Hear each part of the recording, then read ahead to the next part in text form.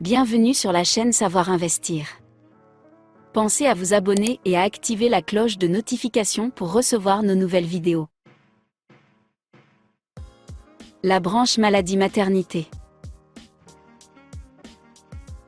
C'est cette branche que les Français appellent généralement la Sécu, alors que la sécurité sociale regroupe l'ensemble de la protection sociale des salariés du secteur privé en France. Pour les salariés de l'industrie, du commerce et des services, son nom officiel est désormais l'assurance maladie.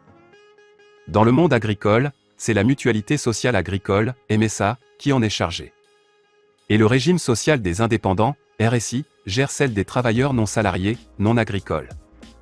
Quel que soit le régime de gestion, le principe de base est le même pour tout le monde, en cas de maladie, d'accident du travail ou de maladie professionnelle. Tout actif doit pouvoir rester chez lui, à se soigner et à se reposer, sans travailler pendant un certain temps. Pour cela, les assurés et leurs entreprises versent une cotisation obligatoire calculée sur la base de leurs revenus d'activité.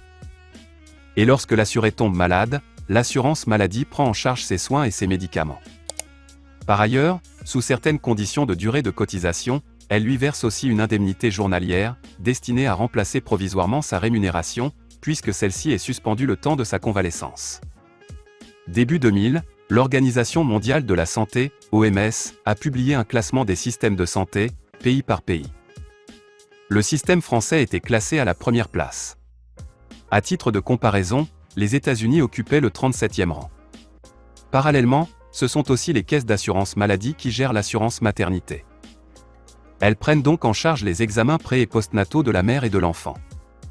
Et si la mère exerce une activité, selon les conditions propres à chaque régime, la caisse lui verse une indemnité journalière pour remplacer son revenu durant le congé de maternité.